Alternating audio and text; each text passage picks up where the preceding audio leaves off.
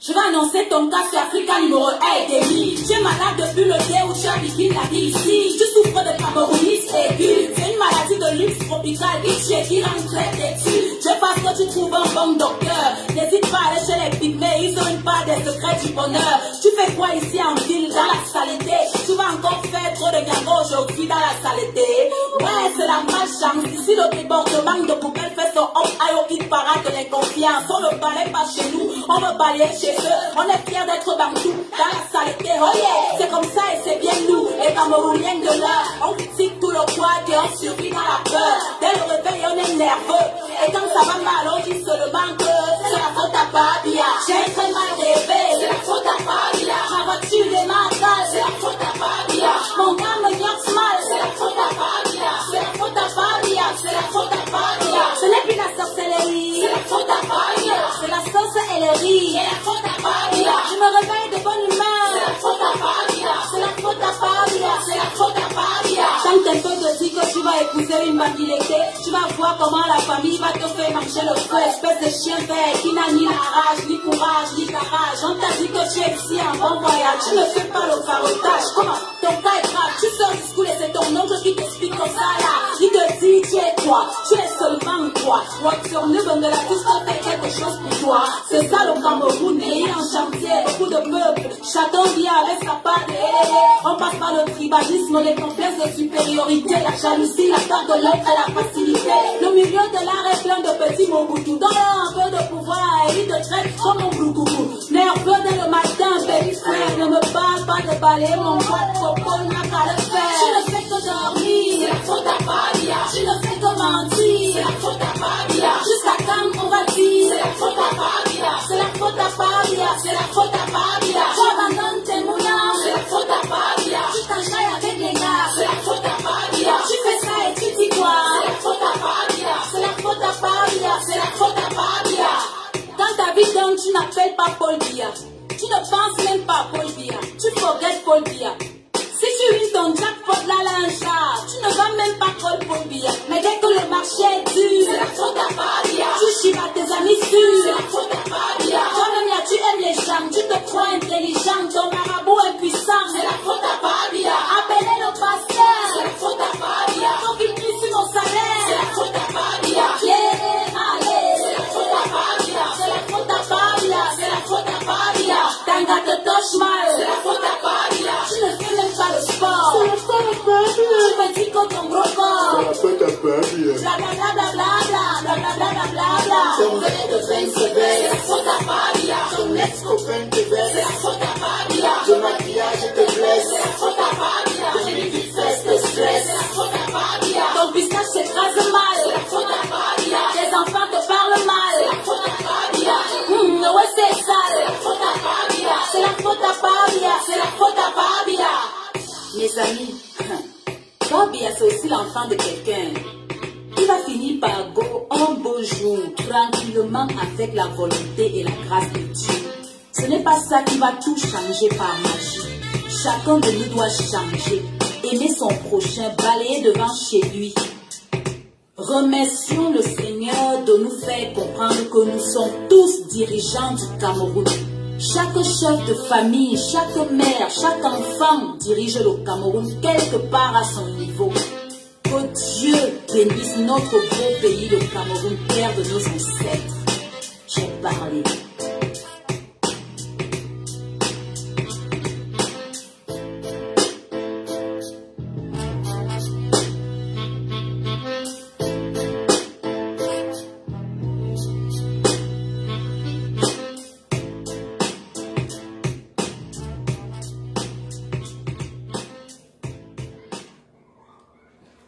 Il existe un meilleur moyen. Bonsoir tout le monde.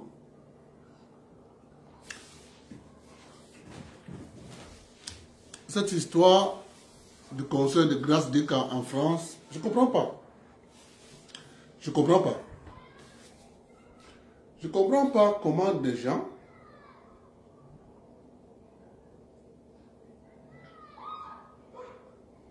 quand je dis je ne comprends pas, Je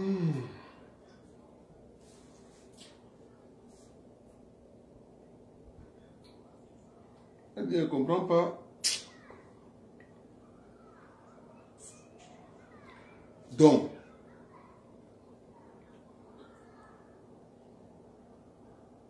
si pour eux, faire la politique,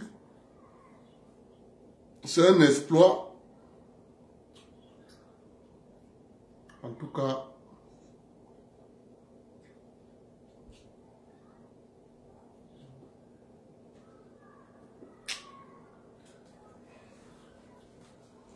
c'est compliqué. Hein?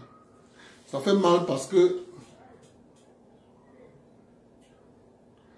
quand c'est Valsero, on dit non, c'est le Cameroun qui gagne. C'est le Cameroun qui gagne.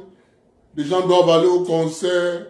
Vraiment de Dieu. Oui, vraiment. C'est vraiment important. C'est la culture camerounaise qui gagne. Ok. Mais quand c'est une autre personne, on va boycotter. On va boycotter. En tout cas, nous, on ne fait que vous dire. L'objectif, c'est de faire monter les tensions communautaires au Cameroun. Pareil comme on a fait en Ukraine. On a créé une fausse histoire. On a divisé les Ukrainiens entre eux. Ils ont commencé à se détester. Vous savez, c'est les mêmes méthodes. Ça ne change pas. Ça ne change pas. À la seule différence que on change juste les habits.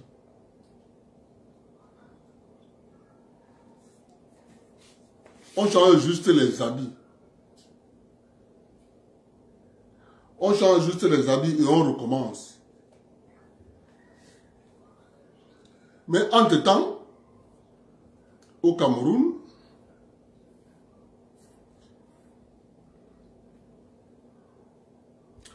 on a voulu monter les tensions. Oh, c'est les bêtis. Oh, c'est les bêtis contre les Bamileke. Ça a pris l'eau.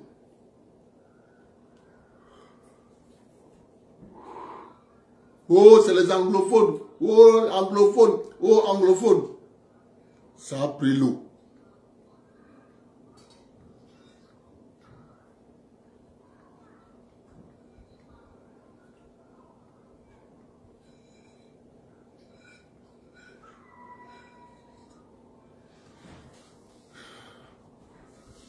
En ce moment où je vous parle, on a fermé toutes les boutiques de Bamileke. C'est la même chose qu'on a fait au Kosovo, en Yougoslavie. C'est la même chose.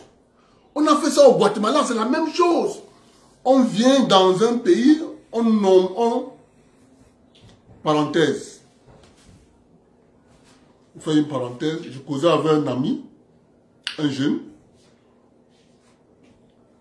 Il dit vraiment, grand frère, je ne sais pas comment je peux faire pour avoir l'argent. Petit frère, tu veux l'argent?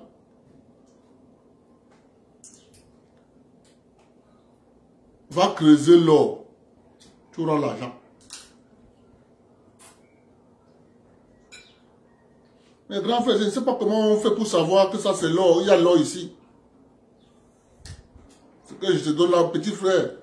Le conseil que je te donne là, c'est un des meilleurs conseils que je peux te donner. Bon, si tu veux l'argent papier, c'est bon. Va chercher où on va te donner l'argent papier. Mais moi, ce que je te donne là, c'est très important. Parce que quand tu creuses l'or, tu trouves l'or. Oh, c'est la vraie richesse. Ce n'est conditionné par personne. Sauf qu'on a mis une institution qu'ils ont appelée la République. C'est taille la part du lion.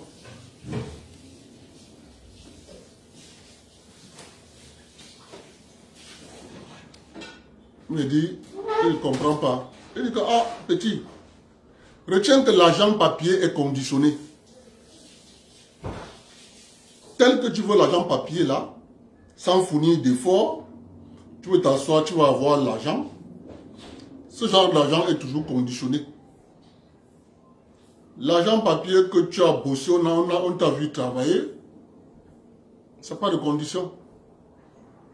Mais ça peut aussi finir très rapidement.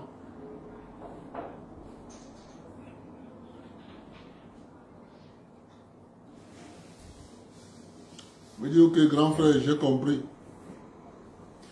Est-ce que vous savez à l'heure actuelle où je vous parle, on a fermé toutes les boutiques de Bamileke dans le Noun.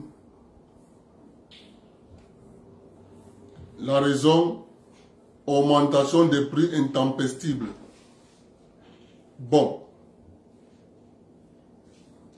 Ça, c'est le département du Noun.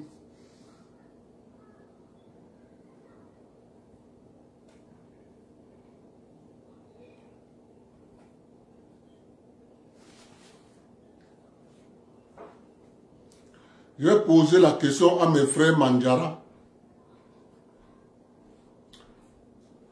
Est-ce que les Bamileke vous ont interdit de faire l'import-export? Hein? Les Bamileke ne vous ont pas interdit de faire l'import-export. Vous pouvez vous-même importer vos biens de consommation. Bamileke ne sont pas vos boys. Ils doivent faire de la plus-value. Dans leur commerce, ils n'ont interdit personne. Joya Moussa, tu ne parles pas. Joya Moussa ne dit rien.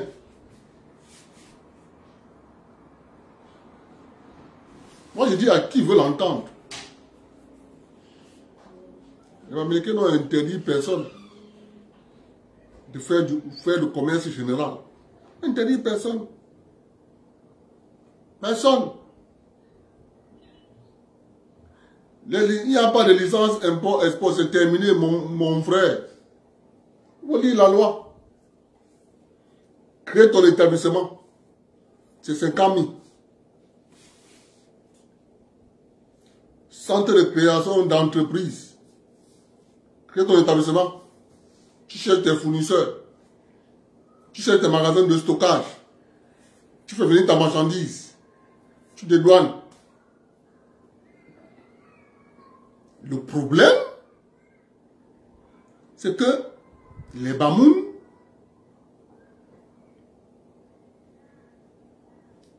doivent comprendre qu'ils doivent défendre leurs intérêts, mais pas en fermant les boutiques de Bamileke. Ils doivent s'organiser en prenant un enfant Bamoun, en lui disant on te lance dans l'import, dans le commerce général, des biens de consommation. Ok, allons-y.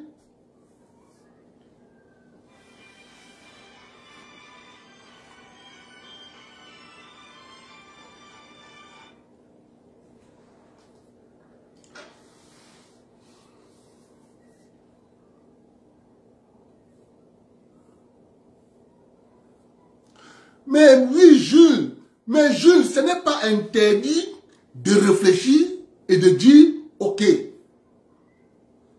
avant d'aller importer, il me faut aller en Ngodi Bakoko. Il me faut aller dans l'arrondissement de Douala 5e, construire un magasin. C'est pour ça que je dis tous les jours que la communauté qui veut s'en sortir de ce piège qu'on nous a tendu, une seule personne seule ne peut pas s'en sortir. Une seule personne seule ne peut pas s'en sortir. C'est pour ça qu'il faut être en groupe. Seul, est neutralisé sans même sortir du ventre. C'est simple, je vous avais expliqué déjà ici. Et je te dis que je te remercie. Comme tu rappelles ça. Ce sont les éléments qui doivent faire comprendre aux gens que si nous décidons, je répète encore, si nous décidons qu'on met fin à ça, on met fin. C'est simple comme bonjour. C'est simple. Voilà le port de Douala, c'est devant nous, non? Je vous explique. Lorsque cette stratégie que je vous ai de vous expliquer a été organisée, à l'époque, les Kenkaïs camerounais, écoutez-moi, écoutez-moi. À l'époque, les Kenkaïs camerounais, avec des quincailleries, avec en arrière un grand magasin de stockage,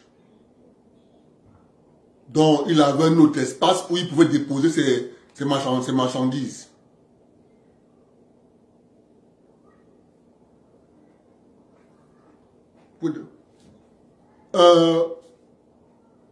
Matignon,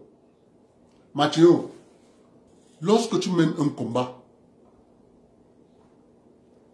ne pars pas chercher là où tu vas perdre beaucoup de force. Ce que tu écris là, Matignon, on va perdre beaucoup de force. On va perdre en temps. On va perdre en énergie. On va perdre en relation. La question, elle est simple.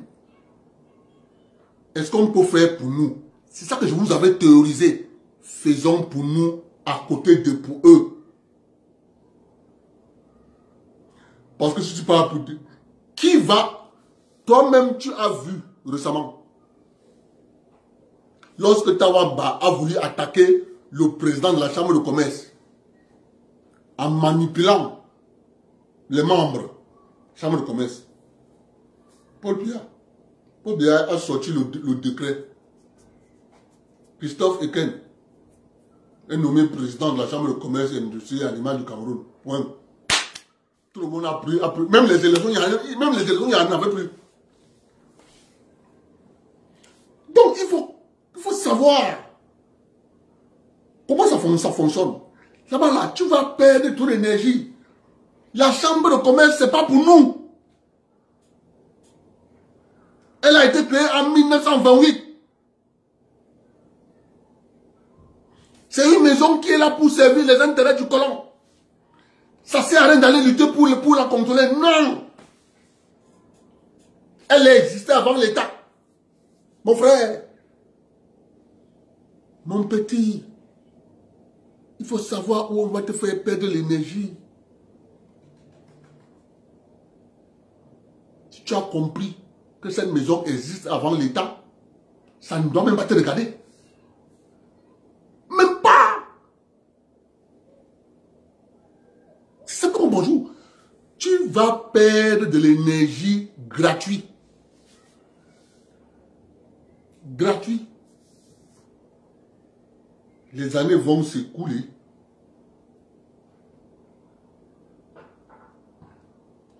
Or, si nous décidons, comme je ne fais que vous dire, je vous dis tous les jours que la première des choses à faire, c'est d'abord se constituer en un lobby.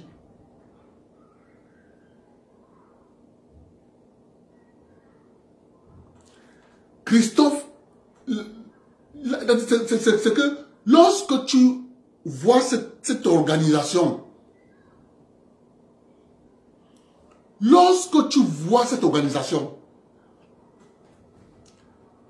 le piège qui est dans ça, écoutez-moi mes frères, écoutez-moi, tout cela on a étudié, C'est là où quelqu'un nous a sorti.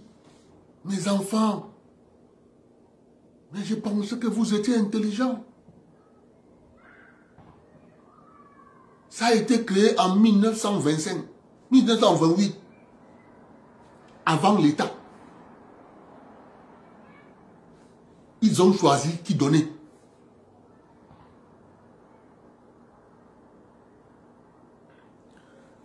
Je viens, Francis Mekina, je vais te dire quelque chose.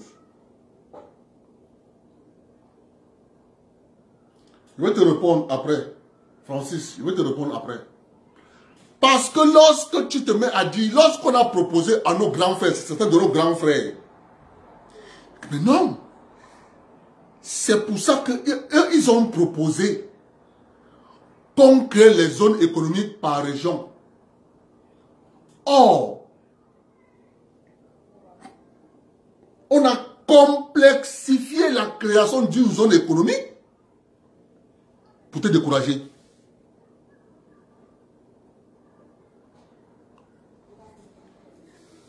Je répète ce que je dis. Je vous prends un exemple. C'est devant nous que ça se passe. Tout le monde voit. Voilà le port de Douala qui est en train de faire couignant. Reprendre ses terres. Là, à Youpoué.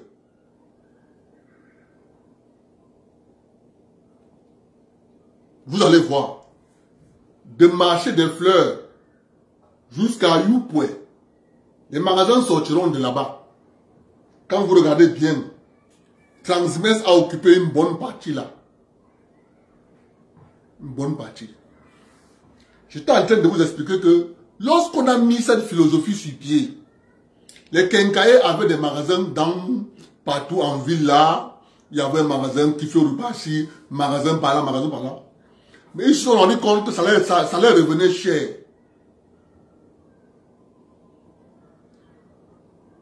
Il fallait aller au port. Parce que le port te vend l'espace si c'est 25 francs le mètre carré. Tu loues au port. Si c'est 15 francs le mètre carré, tu loues au port. Tu construis.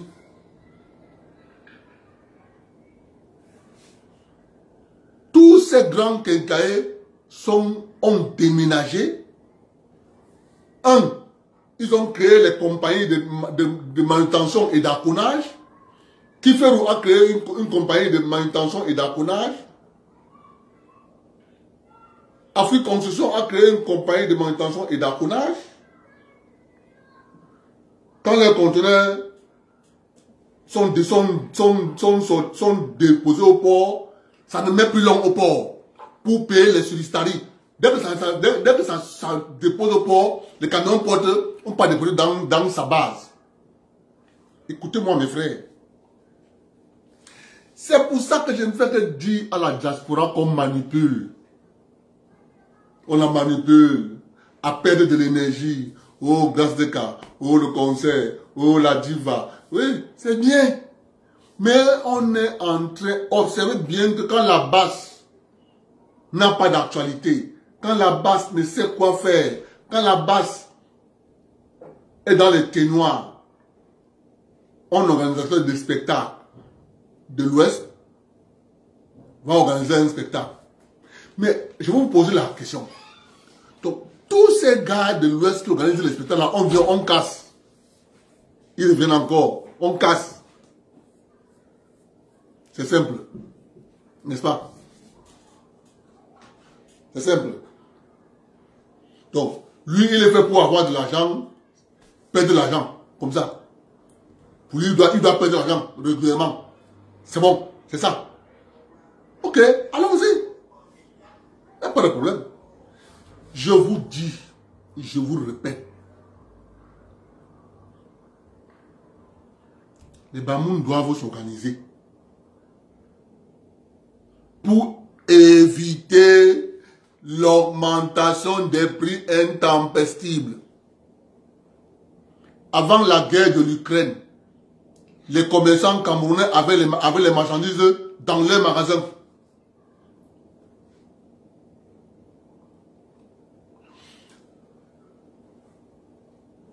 Matignon, je connais le réseau.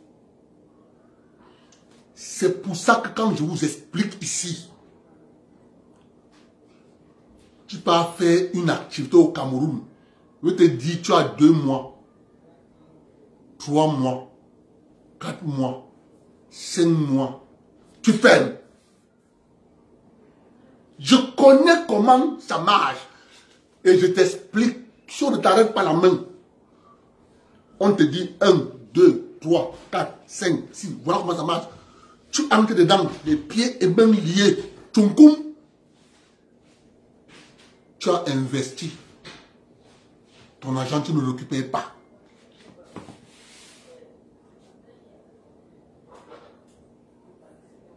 C'est comme ça.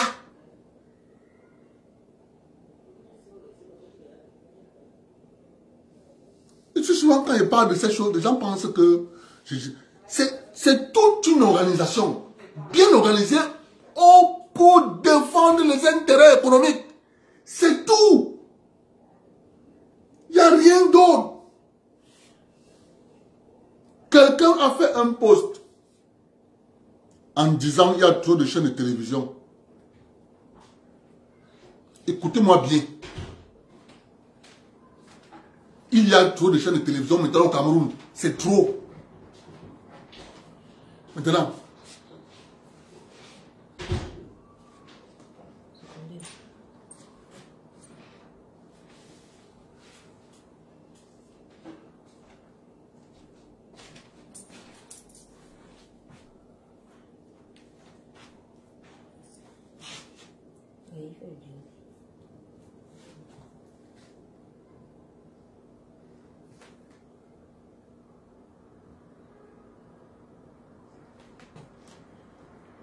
C'est pas la viande d'ici.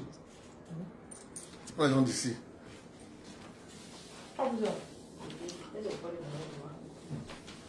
C'est bien organisé.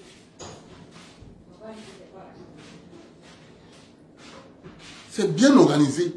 Mais le problème que nous avons, c'est que je ne fais que vous dire tous les jours. Tu passes seul, tu t'écroules. Ils vont te laisser parce qu'ils veulent. Ils te laissent. À l'heure où je vous parle, s'ils disent que Amer Kamer ferme son élevage de poulets, ils n'ont pas un mois. Amer Kamer ferme.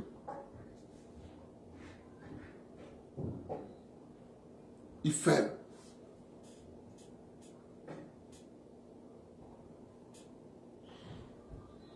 Comme c'est leur ami, on le laisse.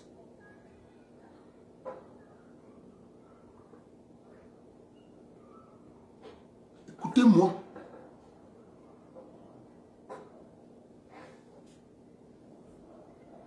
Hey! Ne tombe pas, hein? Donc, mais je ne peux pas te dire sur quel levier ils vont appuyer pour qu'Amer Kamer ferme. Ça, là, c'est chose qu'on parle inbox. Il ne faut pas dire c'est dans le direct. Ils vont appuyer sur le premier levier, deuxième levier, troisième levier, quatrième levier.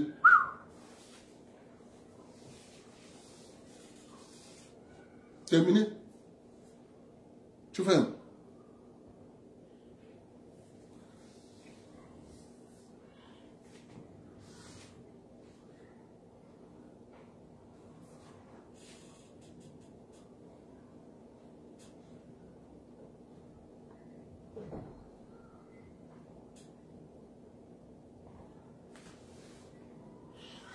Je vous disais que quand on fait un post, il dit, il y a trop de télévision. Il y a trop de télévision. Hey, il ne paie même pas les salaires. J'ai pris ma main, j'ai mis à la joue. J'ai dit, il est barré, un que le. Conclusion. Lorsque les chaînes de télévision étaient Equinox Télévision,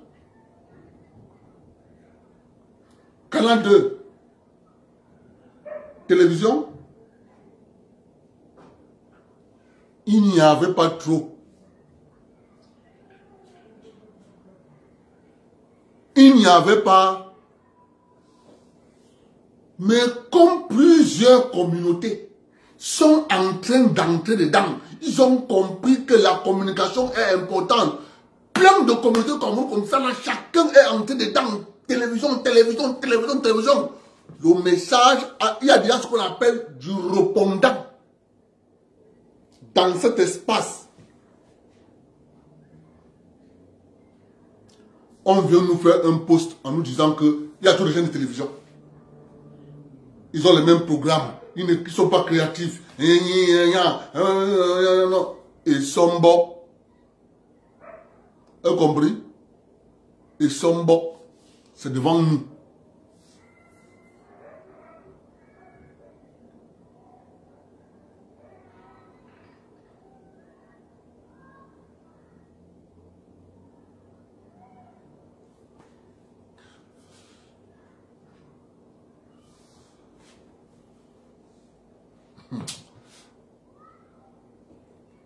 Je continue de dire.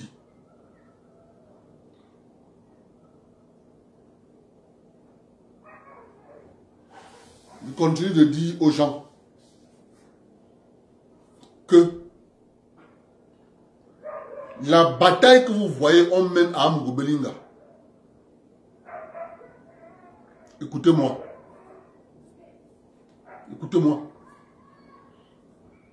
À l'heure actuelle, il y a 2 camps au Cameroun. Un premier réseau appartenant à un baron.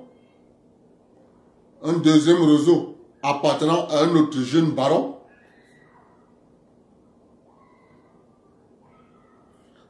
Le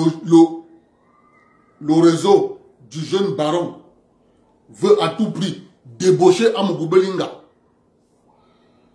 de l'autre baron pour le ramener de son camp. Il utilise donc l'administration pour torturer Amugobelinga.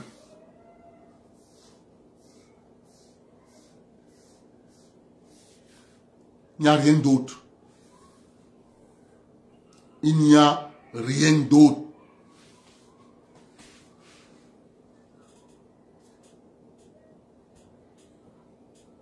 Voilà la réalité.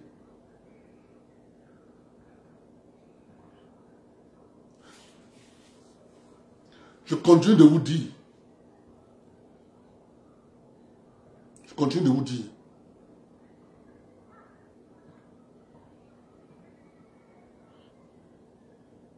Vous ne pouvez pas savoir pourquoi on refuse de faire la route Ebolo-Kribi en passant par Akom 2. Vous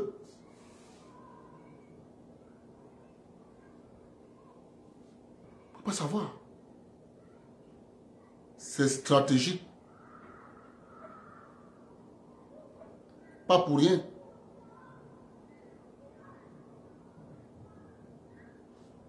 Parce que si on ouvre cette route, on ne peut pas expliquer ça ici. Je dis, je ne peux pas expliquer ça ici. Si on ouvre cette route, qu'on fait cette route, la bitume, vous allez voir de vos propres yeux. L'étau va faire comme ça là. L'étau, le verrouillage qu'on a mis au niveau de la zone forestière va seulement faire comme ça là. C'est-à-dire le verrouillage va sauter à l'instant T. Cette roue. Les gars ont dit, Ngang. Ngang. On préfère aller en prison pour ça.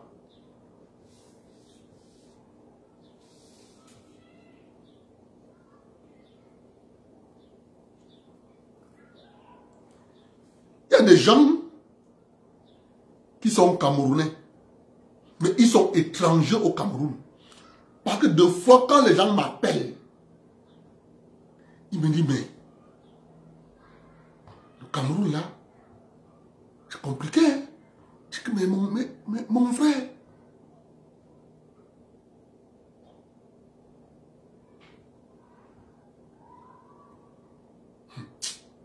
mon frère, vous êtes étranger. Partagez le direct. Vous êtes étranger, c'est vous. Parce qu'il y a un jeu qui se passe. Le jeu des intérêts. L'embrigadage des populations de la zone forestière. Qu'on a brigandé, on a attaqué. Et on se rend compte que le vieux Biala veut décider cet étau. Mon ami, parlez quoi? Donc vous croyez que tout ce que vous voyez là, là-bas ce matin, vous croyez que c'est pour rien? C'est le contrôle des positions économiques au Cameroun. Je vous rappelle tous les jours, le Cameroun est une néocolonie. Le Cameroun est parti de comptoir colonial à néocolonie.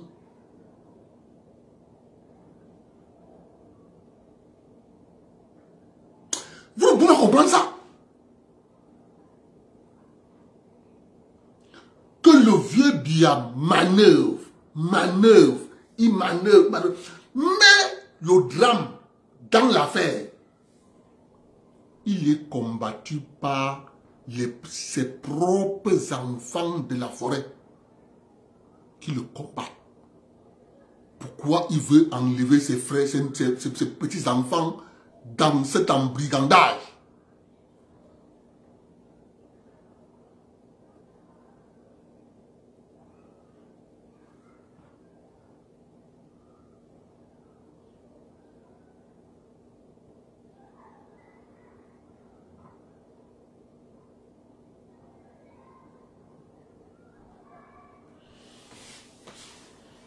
Moi je dis,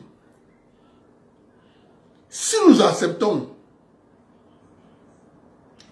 rester dans le mensonge perpétuel, restons, il n'y a pas de problème. Je vais faire une parenthèse dans le direct. Je vais vous montrer une vidéo, s'il vous plaît. Je veux que vous regardez bien la vidéo. Regardez bien la vidéo. La vidéo n'a pas de son. Elle a un son, mais regardez seulement ce que les gens font. Mais je vais vous expliquer. Regardez bien cette vidéo.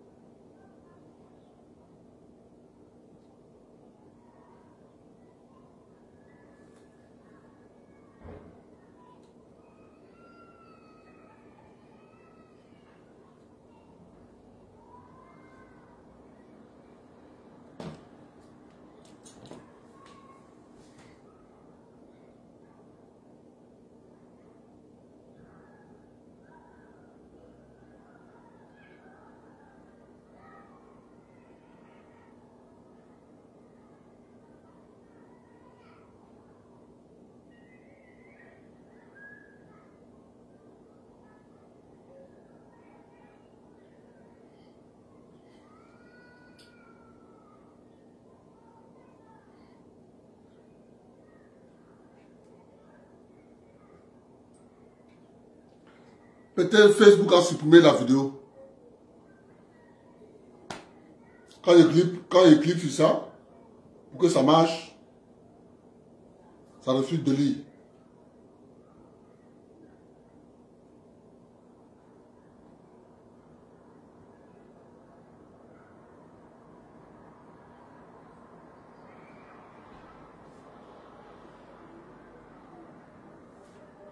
J'étais un peu le machin s'y voir. Je ne comprends pas pourquoi ça ne marche pas. Vous allez voir. En tout cas, je vais vous expliquer. Je vais vérifier un peu ici si j'ai déjà envoyé ça ici.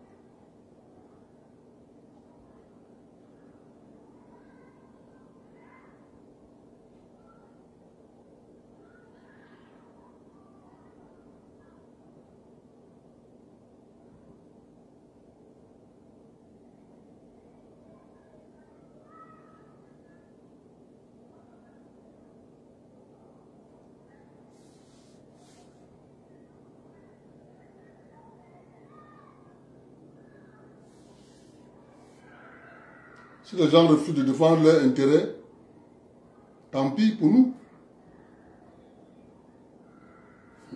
On s'est assis, on a dit, non, nous sommes des fonctionnaires. Nous sommes des fonctionnaires, ok. Il faut donc supporter l'inflation.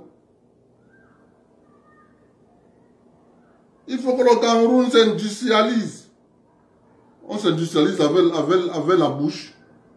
On s'industrialise en prenant des initiatives claires et nettes.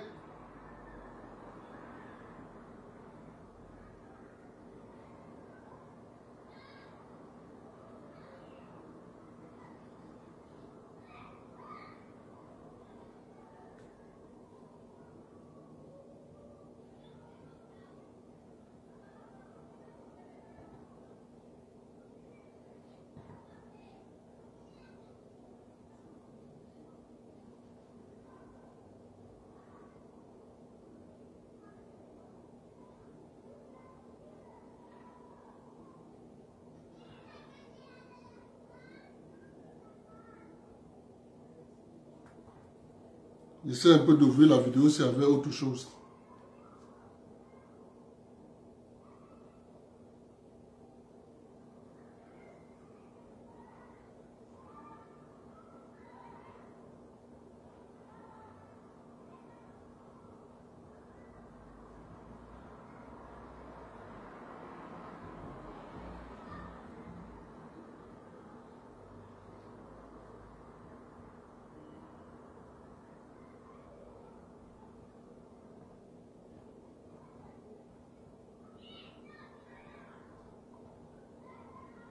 Maman, Facebook ne veut pas que la vidéo passe. La vidéo c'est quoi? La vidéo c'est les pays d'Amérique latine. Le Pérou en tête de file. Je parle doucement. Le Pérou est en train de démonter toutes les antennes liées à la 5G. On est en train de démonter tout au Pérou. Au Venezuela, pareil. On est en train de démonter one by one. Ils disaient que c'est une arme.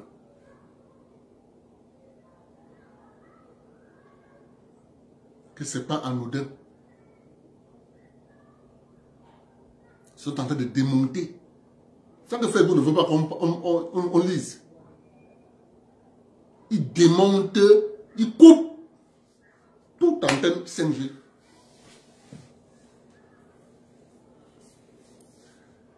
Les Africains, je vais vous dire quelque chose.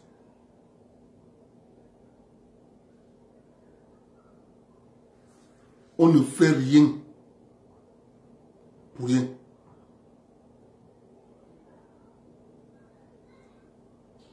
Il y a des vidéos que je mets souvent.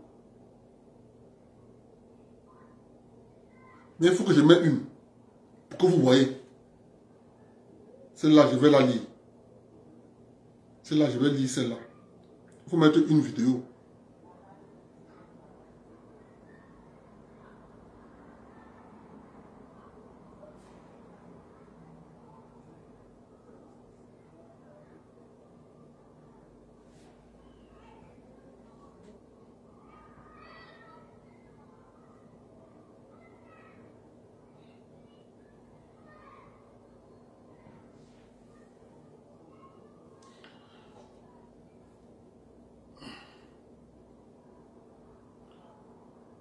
J'ai entendu quelqu'un dire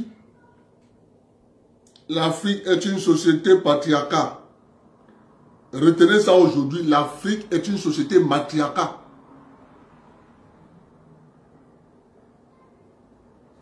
Je vous mets une vidéo.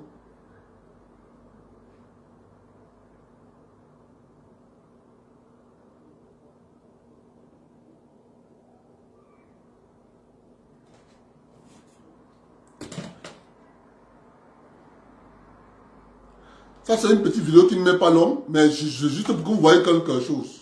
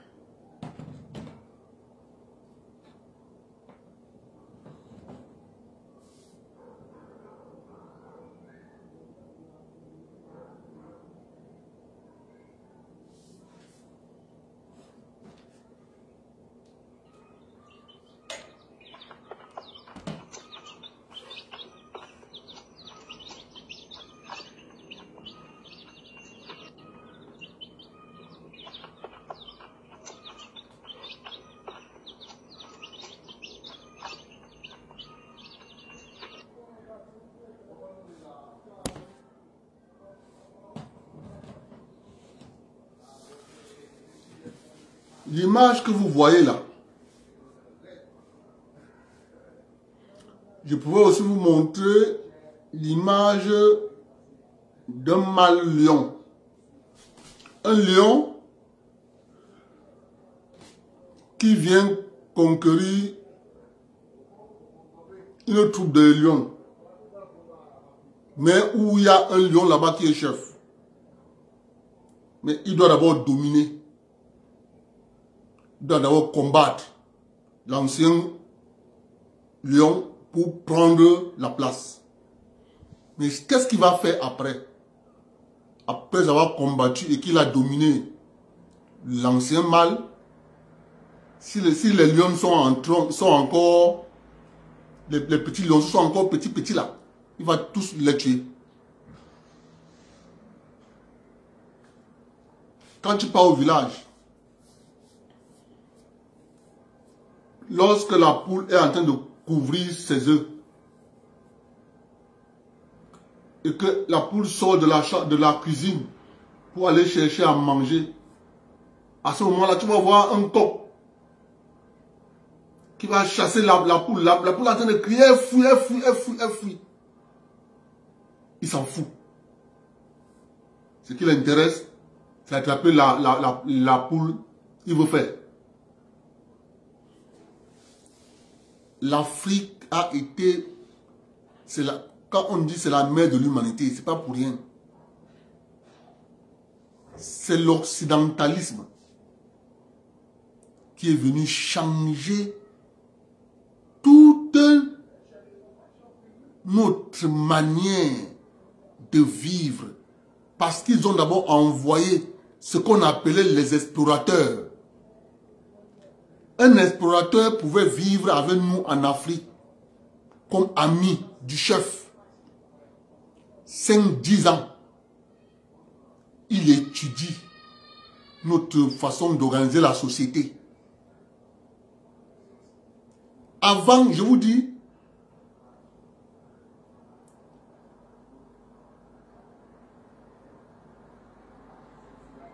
c'est comme ça qu'ils se sont organisés. Après avoir fini la deuxième phase, la première phase des explorateurs, ils ont donc envoyé les missionnaires.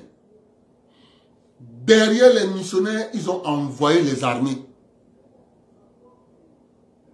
D'un côté, on traque, de l'autre côté, les missionnaires jouent le rôle de « je suis là pour vous protéger, Jésus va vous protéger ». C'est dans cette pièce que nous sommes jusqu'à présent.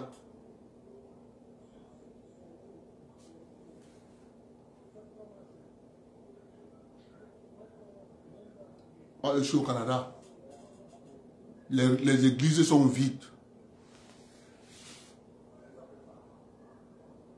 Ça, c'était la parenthèse. Que l'Afrique est une société matriarcale. Vous allez entrer dans toutes les tribus. On va te dire, les doigts là, c'est les Walais. Toutes les tribus, on va te dire, chez les Bafia, c'est Bunkera. Dans toutes les tribus, on va te dire, il y avait une femme. Dans toutes les, on va te dire, il y avait une femme qui avait accouché ses 5 enfants. Il y avait une femme qui avait accouché ses 6 enfants. Il y avait une femme qui avait accouché ses 9 enfants. C'est une société matriarcale.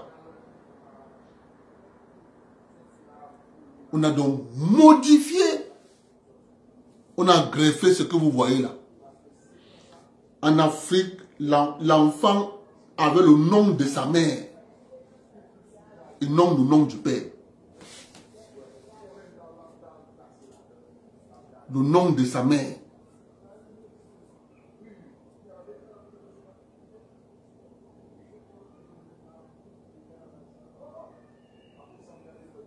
Donc, moi je veux bien qu'on continue de me dire, mais je reconnais une seule chose.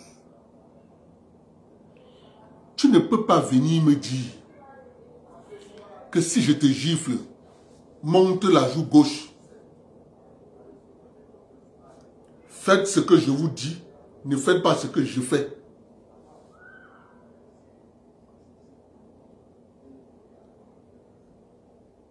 Jusqu'à présent, chez eux, c'est vide. Je dis, ici, on est en train de chercher comment, qu'est-ce qu'il faut faire avec ces bâtiments, ces monuments. On est en train de transformer d'autres ici là en salle de spectacle.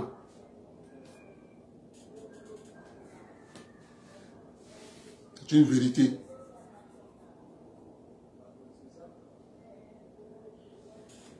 À bon entendeur, salut.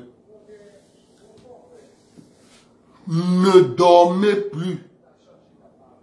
Si tu es un enfant de la zone forestière, ne dors plus. Ne dors plus. En 2050,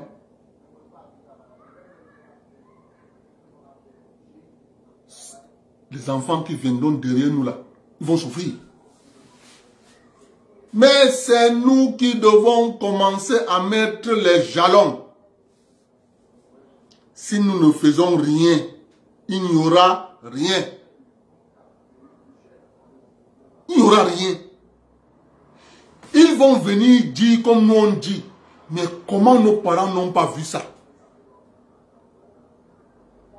Nos parents ont travaillé le cacao, on les a exclus dans les gens qui ont des actions dans la société coopérative du Cameroun. Elle est enregistrée à Washington avec un numéro, avec les pays qui ont investi dedans et des communautés au Cameroun qui ont investi dedans.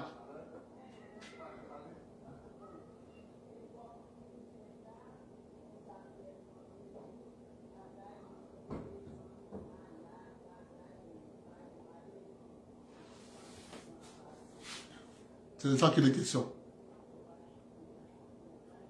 Moi, je continue de dire aux miens, faites très attention. Le monde que vous voyez là, ça va radicalement changer. Parce que les anglo-saxons ne vont pas accepter perdre leur avantage. Tranquillement. Ils ne vont pas accepter.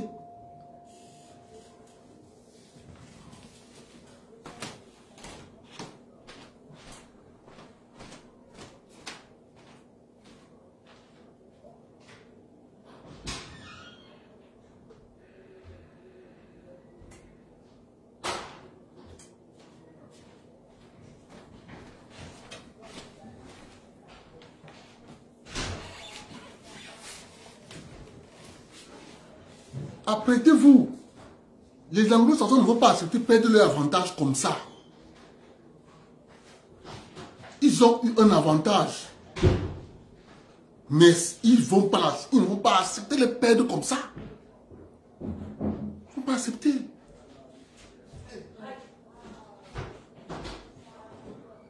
Parce que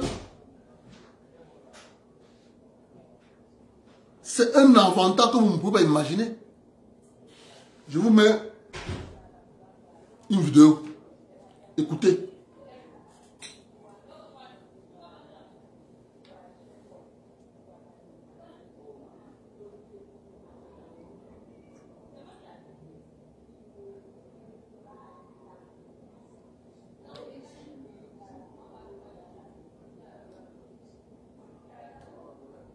Consacrons notre chronique de cette semaine à deux questions. D'abord, la signature d'un accord militaire entre la Russie et le Cameroun et le silence médiatique qui l'accompagne. Ensuite, les affrontements sociaux au Sri Lanka et leur couverture médiatique.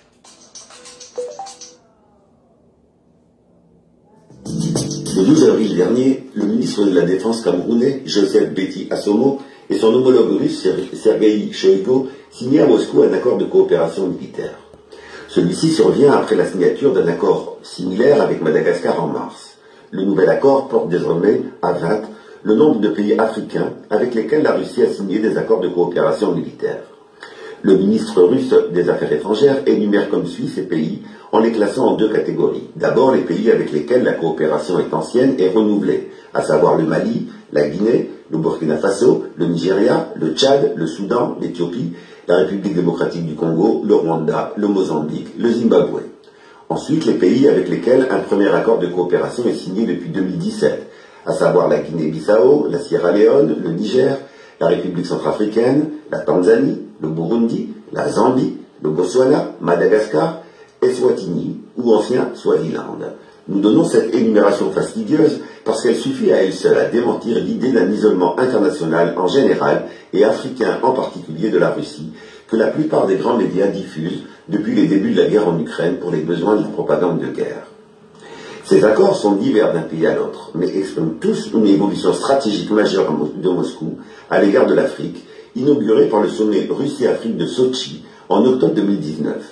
Ce dernier, qui a réuni 43 chefs d'État et de gouvernement, dont une vingtaine de chefs d'État, a été l'occasion pour Vladimir Poutine d'appeler à la promotion d'un multilatéralisme faisant rupture avec l'unilatéralisme dominant, le monde contemporain. Lors de ce sommet, le chef d'État russe a ainsi dénoncé, je cite, les pratiques quasi-coloniales de certaines puissances occidentales qui dépassent parfois les bornes de la décence en pratiquant la pression, l'intimidation et le chantage. Fin de citation. La logique est, on le constate, la même que celle défendue par Pékin. Résumant la position chinoise, son président de la République, Xi Jinping, s'exprimait comme suit lors du 75e anniversaire de la fondation de l'ONU en septembre 2020. Je cite: « Aucun pays n'a le droit de prendre en main les affaires internationales seul, de disposer du sort des autres pays ou de s'accaparer les avantages en matière de développement, encore moins d'agir à sa guise dans le monde ou de se livrer à des pratiques hégémoniques, intimidantes et arbitraires. » Fin de citation. Bien entendu, le discours officiel chinois comme russe, comme tous les discours officiels, n'ont pas à être crus sur parole, mais à être confrontés aux faits et aux pratiques. Cependant, force est de constater que depuis la chute de l'URSS, le monde se retrouve dans ce que le géopolitiste Graham Allison a appelé le piège de Thucydide, dans son livre Vers la guerre en 2017. Rappelons rapidement le contenu de cette grille d'analyse, attirant notre attention sur les dangers d'une guerre généralisée dans les contextes marqués par ce piège de Thucydide. Commençons par rappeler qui est Thucydide. Historien de la Grèce antique, Thucydide est témoin et analyste de la guerre qui oppose Sparte à Athènes au IVe siècle avant notre ère. Il analyse cette guerre de la manière suivante, je cite: « Ce fut l'ascension d'Athènes et la peur que celle-ci instilla à Sparte qui rendirent la guerre inévitable. » Autrement dit, le piège de Thucydide décrit les situations dans lesquelles une puissance dominante a intérêt, par peur de perdre ses avantages, d'entrer en guerre pour le pire et de susciter des difficultés pour le moins à une ou à des puissances montantes. L'auteur analyse les 5 derniers siècles et constate 16 situations de ce type, dont 12 qui ont débouché sur une guerre globale. La leçon que l'on peut tirer de cette analyse est quadruple. La première leçon est que les guerres sont à comprendre à partir des intérêts économiques en jeu et non à partir d'explications psychologisantes sur la personnalité des leaders ou des chefs d'État, ou à partir de causalités culturalistes comme la violence de l'ours russe ou la duplicité froide des Chinois ou encore le tribalisme congénital des Africains. Cette première leçon n'a visiblement pas été comprise par de nombreux grands journaux, nous inondant de ce type d'explications à propos de chaque conflit dans le monde. La seconde leçon est que c'est la puissance dominante, menacée dans son hégémonie, qui a intérêt objectif à la guerre pour préserver par la force ce qu'elle ne peut plus assurer par son économie. Bien sûr, des puissances montantes peuvent être amenées sur une question précise, dans un endroit donné, ou encore à propos d'un enjeu précis, à brandir l'arme de la guerre. Cependant, les classes dominantes des puissances déclinantes ont un intérêt stratégique, permanent, vital pour le maintien de leur domination, à contrecarrer par tous les moyens les puissances montantes. En situation de piège de Thucydide, tous n'ont pas égal intérêt à la guerre. Cela ne dédouane pas les manquements au droit international que pourrait commettre une puissance montante, mais souligne simplement que les tentations d'imposer par la force une hégémonie sont de beaucoup moins fréquentes pour une puissance montante que pour une puissance déclinante. La troisième leçon concerne les alliances, c'est-à-dire tous les États n'étant ni une puissance dominante, ni une puissance montante à l'échelle mondiale, c'est-à-dire aujourd'hui la majorité de la planète. Pour ces derniers, le contexte de Thucydide constitue l'occasion de desserrer les taux de la domination avec la puissance dominante. Une telle situation élargit le champ des possibilités en matière de relations internationales en les sortant du face-à-face inégal avec la puissance dominante.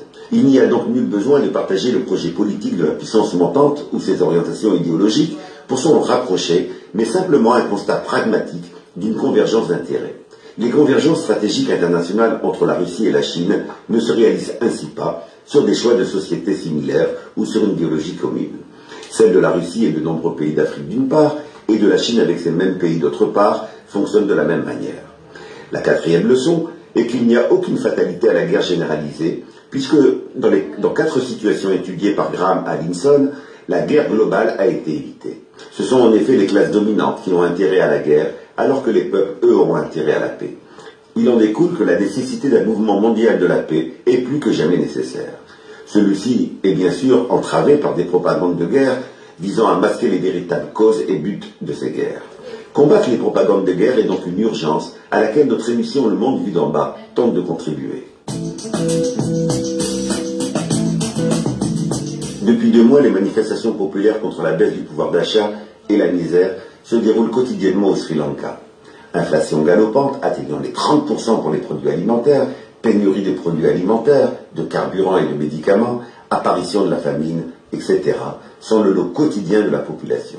Des dizaines de milliers de manifestants réclament chaque jour la démission des 2 frères Rajapaksa, président de la République et Premier ministre. Depuis le 9 avril, des milliers de manifestants se sont installés en face de la présidence de la République et déclare vouloir y camper jour et nuit jusqu'à la démission des deux frères. La réponse gouvernementale a été la répression, avec la promulgation de l'état d'urgence et l'instauration d'un couvre-feu. Le 9 mai, l'évacuation par les forces de l'ordre de la place occupée a donné lieu à des affrontements violents faisant 5 morts et 180 blessés. Le Premier ministre a été contraint de démissionner, mais cela ne calme pas la colère populaire qui exige également le départ du président de la République. La couverture médiatique dominante de ces révoltes est de les imputer à un double facteur: la dette internationale et la pandémie. Cela est à la fois juste et partiel. Juste, car effectivement le Sri Lanka est surendetté avec une dette extérieure correspondant à 110% du PIB en 2021.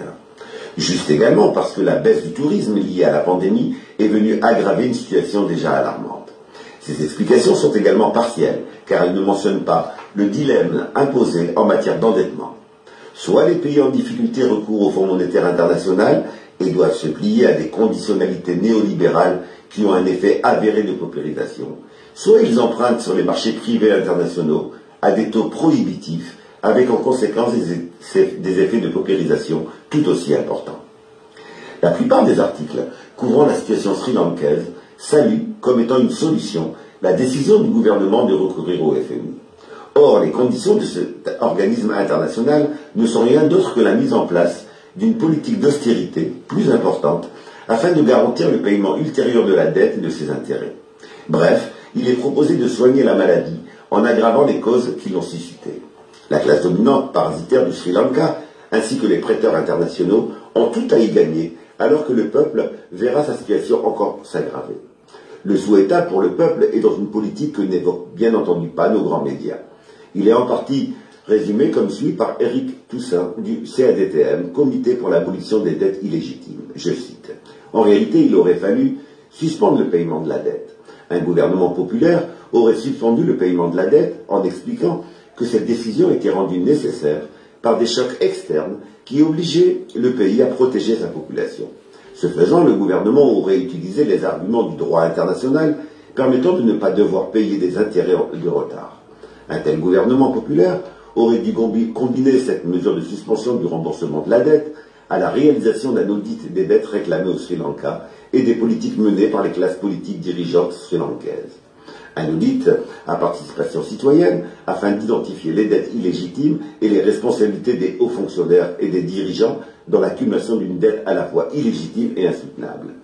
Sur la base de l'audit de la dette, liée à une suspension de paiement, il aurait fallu aboutir à une politique de répudiation de la dette. Fin de citation.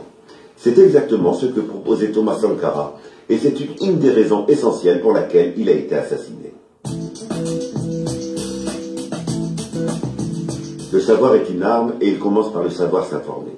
Nous espérons que notre émission a apporté sa contribution à cette information citoyenne nécessaire et urgente.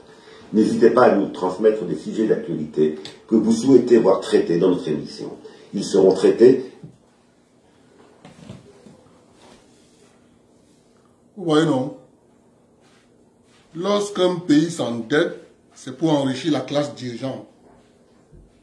Ils vont acheter des voitures, ils vont détourner l'argent. Vous voyez au Cameroun là, c'est la même chose partout. Final qui paye les pots cassés, le petit peu. Bonne soirée, on se prend demain. Il a dit tribalisme congénital africain, mais sans dire aussi que ce tribalisme a été construit par eux. C'est ça la vérité. Tout n'est qu'intérêt. Ils ont bâti les États africains sur le prisme du tribalisme. Et c'est dans ça que nous sommes.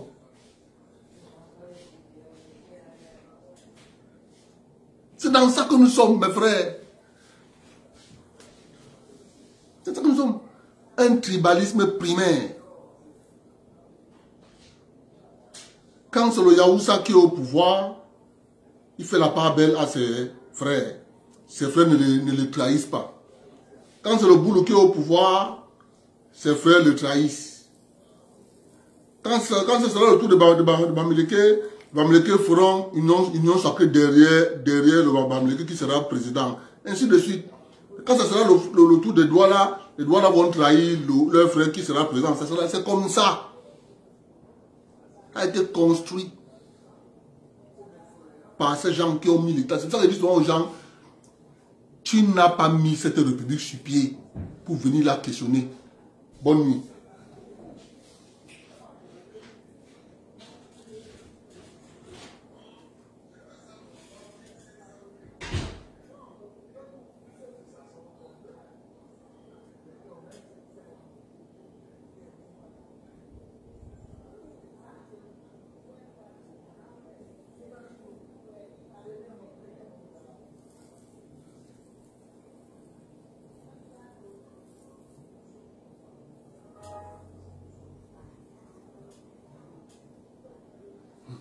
Maman, la chaleur de cette année-ci, l'été s'y va faire rage.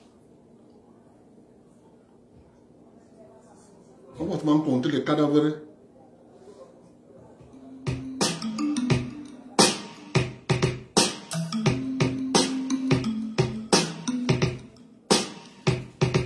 Je vais annoncer ton cas sur Africa numéro 1 et demi. Tu es malade depuis le dé où tu as vécu la vie ici. Tu souffres de camerounisme aigu. C'est une maladie de luxe tropical. Et tu es qui rentre des